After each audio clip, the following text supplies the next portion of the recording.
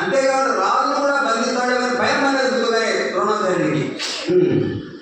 అప్పుడు కురుపతి సమయకాల విషయముగా ఆడిన మాట ఎనగలడు. దాన్ని నిరూపించి ఉన్న రూపుగా ఏడు చెప్పారు అర్హుడనిన అతడు దుర్యోధనుడు ఇట్లయే. ఇంతకు ముందు మా మాటల సందర్భంలో అర్జునుడు వస్తున్నాడు, మనం జాగ్రత్తగా ఉండాలనుకుంటే దుర్యోధనుడు అర్జునుడు వస్తే మనం యుద్ధం చేయాల్సిన పని లేదు, మనకి చాలా సులువుగా ఉంటుంది.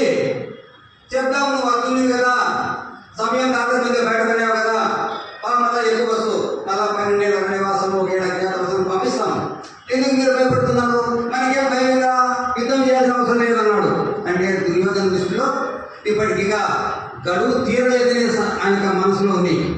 వాస్తవానికి అంతవరకు వీళ్ళకు కూడా ఇంకా గడువు ఉందాకనే కదా ఇంటికాలంతా అంతమంది ప్రయాణం వచ్చిండేది.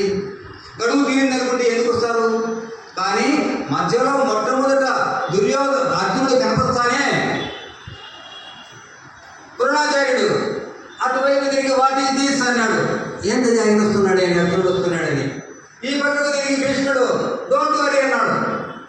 ఇంగ్లీషు దుర్యోధనుడికి అర్థం కాలే. అర్జునుడు వస్తున్నాడే మనకైతే మన వాళ్ళకి ఏమైందని ద్రోణాచార్యుడు అంటే నువ్వేం భయపడదు, తెలియదు, సమయం దాటిపోయింది అన్నట్టుగా వాళ్ళు అర్థం చేస్తున్నారు. కాబట్టి ఇప్పుడు ద్రోణాచార్యుడికి భీష్ముడికి మాత్రమే వాళ్ళ గడువు తీరినట్టుగా తెలుసు, మిగతా తెలియదు. ఎవరికేం పనింది?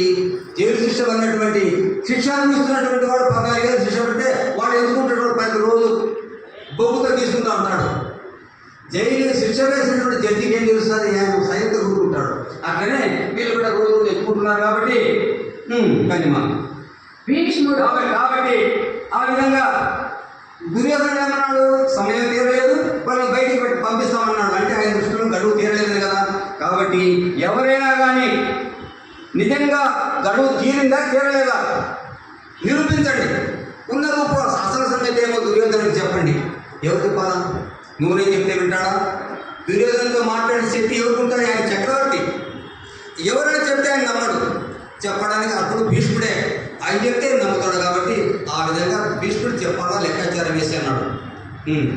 భీష్ముడు అర్జునుడికి అజ్ఞాతవాస వత్సర వ్యాప్తి నిష్కర్షించు. రెండవ ఏకవకండమాసమిట్లెక్కిన అజ్ఞలెల్లగూర్చి కొన 13 గాయనములు తప్పక నిన్నటి తోడన నిండే ఇంత ఎదిగియ తమ పూర్తి ఎల్లను చీల్చిమని పొడసూపే అర్జునుడు నేడు. పాండుపుత్రులు ధర్మపరులు ధర్మాత్ములు ఏరి కనిష్టాత వారు ధర్మవదము తప్పుదురే అన్ని వాడులకు పడిన వారలు కరియంగా పారనేతురు. ఎట్లు నమలించి నీతి విహీన వృత్తి తమకు ఒక కీడు వచ్చు విధముగా. ఎప్పుడైతే ద్రోణాచార్యుడు భీష్మాచార్యుడితో చెప్పినట్లుగా వీళ్ళు లెక్కాచారం చేయండి, ఉన్నదు నిజంగా గడువు తీరిందా లేదా చెప్పండి. దుర్యోధనుడితో చెప్పినట్లయితే ఒకటేసారిగా ఆయన